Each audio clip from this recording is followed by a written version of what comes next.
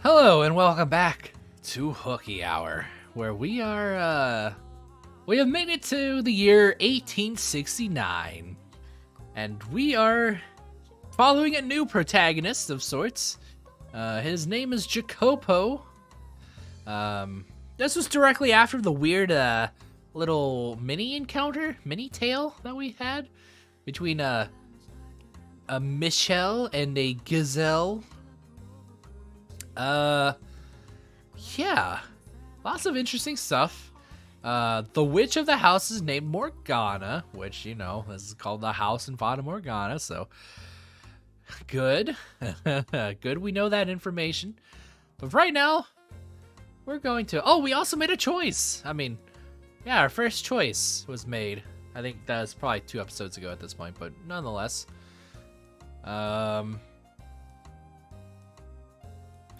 Yeah. Recap over. Anyways. My God, are you mental children? This is my house, and I would rather you didn't talk about it like that.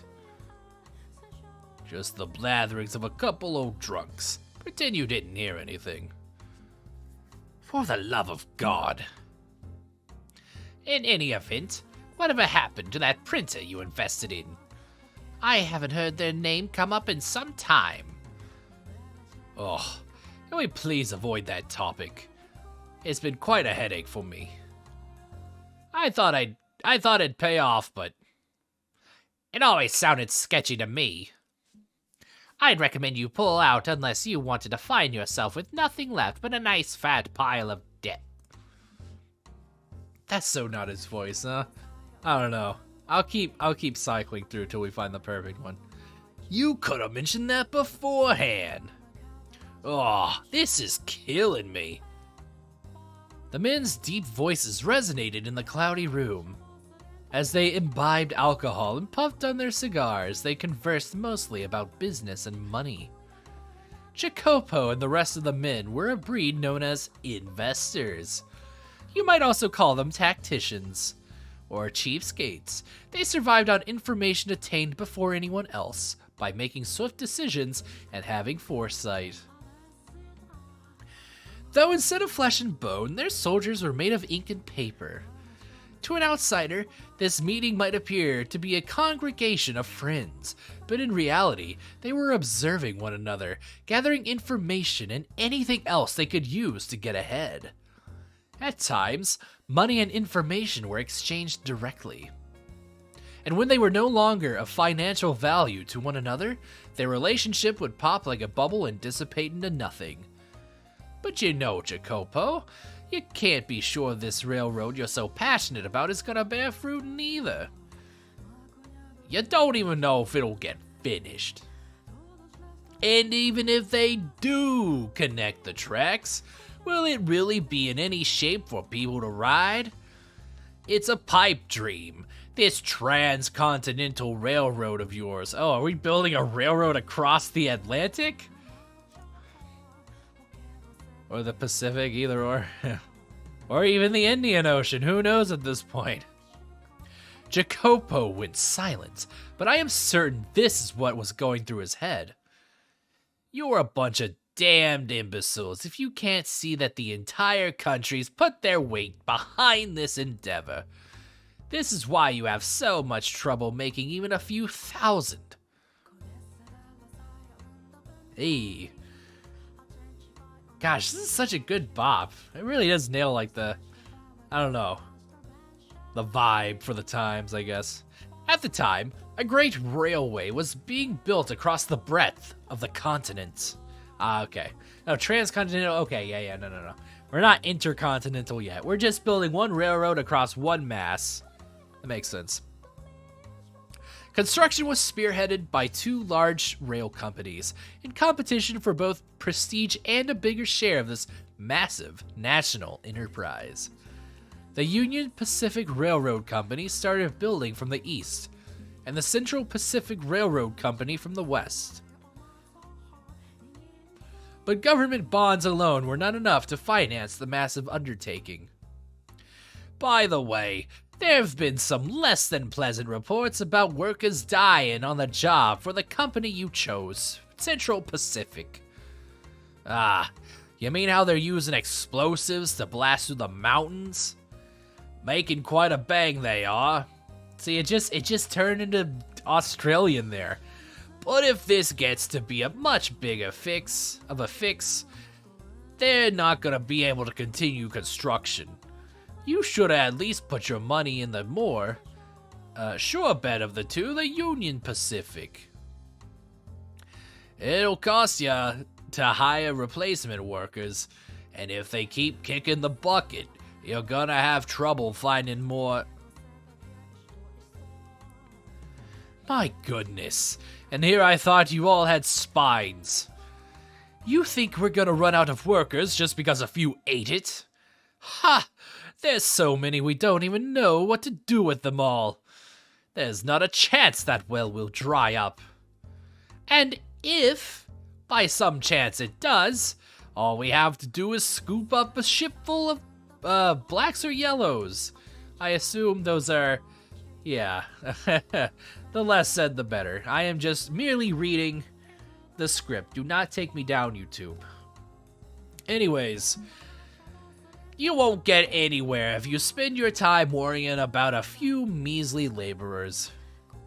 This is an endeavor backed by the entire nation. Their deaths are honorable, in service of their country. The biggest loss is not of the people's lives, but of time. The longer a project takes, the more money it'll cost, and the less profits we make. What we seek is rapid progress, even if the methods to obtain it are messy or deadly. The other men in the room chuckled uncomfortably at Jacopo's distasteful choice of words. Do you agree with his way of thinking, Master? Absolutely not. Perhaps he does have a point in that great sacrifice is necessary to accomplish great things. And it is true that tragedy often lies in the shadows of the splendor of times long past. See, the problem is that the sacrifice isn't on his end. It's on all those freaking workers' ends. All those indebted to the man, I guess.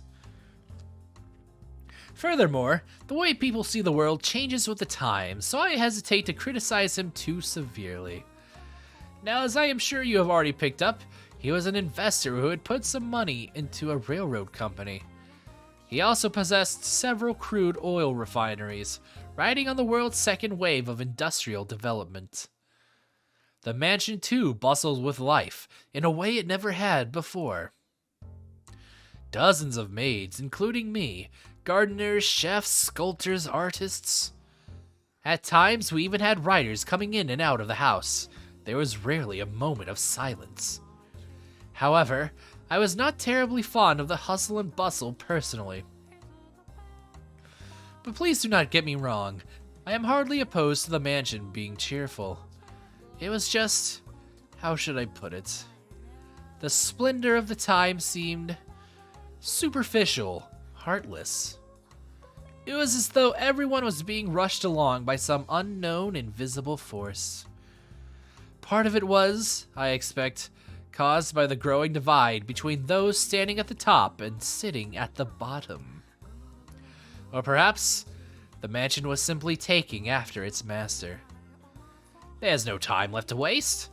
Everything is resting upon the success of this project. Whatever it takes, I will ensure it happens. I need more money and more power. Suddenly, a restrained knock on the door stopped his train of thought. Clever, his train of thought. From beyond the door came a woman's voice, gentle as a soft spring breeze. Pardon me, I have made some tea. May I offer anyone a cup? Aha! When the door opened, in it stood a beautiful woman with pure white hair. It was indeed her. Are you surprised? Or did you anticipate her appearance? You know, as soon as you said gentle soft breeze to describe her voice, because it seems like there are no negatives for this person. You will not speak any ill. Though she was not the same age and dressed differently, the white-haired girl, whom you saw fall into the hands of misfortune in the era of roses and the era of the beast, was also present in this era of innovation. Furthermore, she was Jacopo's wife. Huh. Tea? I don't recall asking for that. When were you asked to make it? I wasn't, but I had these leaves with the most wonderful aroma, and I thought you might enjoy. Shut your trap and know your place. What do you think we have all these maids for? Jeez. This is gonna be a rough chapter, isn't it? Hey now. No need to treat your lady like that. She was just trying to be courteous. These are my personal affairs. Please keep your comments to yourself. His friends were unsure how to react, but ultimately, nobody stepped up to stop Jacopo. They merely shrugged, tossing glances at one another. Jacopo stomped over to the white-haired girl. He then grabbed her by the arm and dragged her from the den. Don't embarrass me like that. What the hell do you think you're doing?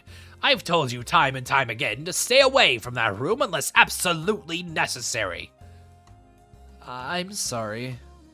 But, I made tea and... Shut up about the tea already.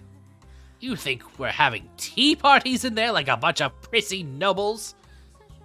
I'm sorry. If you really feel so bad, don't go in there in the first place. Get the hell back to your room. I meant no harm. It's just, I'm your wife. I thought it would be nice if I could do something. Like I've told you, that's not your job. Don't show yourself in front of the other men. I have nothing else to say to you. Damn. Got it? Now scram! Sakes alive. First them, now you? It's driving me up a wall. What is it? I told you to get out of here. Right, but, when will you spend time with me next? It has been some time since we went out together. But we don't even have to go out. Just having dinner together would... How many times are you going to make me repeat myself, you worthless tramp? All those ears only for show? Go back to your gosh dang room! My apologies. Dang. Looking utterly downtrodden, the white-haired girl made her departure. Such a piteous sight she was. As he watched her go, Jacopo merely snorted. Just thinking about the way he behaved then angers me. I have little fondness for men who do not treat their spouses with respect. So as you can see, the white-haired girl was in hardly a joyous situation. Yeah, that's for sure. She was devoted to Jacopo and tried to do whatever she could for him, but he not only brushed her aside, he did so in an insulting, deliberately hurtful manner.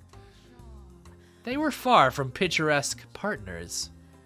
Do you wonder then, Master, why she married him? Yeah, absolutely. The answer to that question will come to light in time. For now, let us follow her.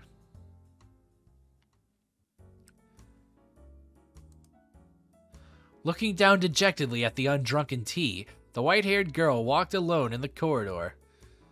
Though its calming scent filled the air, there was nobody around to have their heart warmed by it. Nor was there anyone to alleviate her loneliness. Despite being the master's wife, the maids who crossed her path in the halls would say nary a word to you. Yeah, whatever, moving on. As a matter of fact... Oh dear, I beg your pardon, madam. It's fine. One even bumped into her, stifling a laugh as she trotted off. In all likelihood, she had done it intentionally. Gosh dang, when did the soundtrack for this game become so groovy? The poor white-haired girl who had fallen to the floor, stared helplessly at the broken cups. And next time, we will see what she does about those broken cups on the floor on Hooky Hour. So until then, see ya. Bye.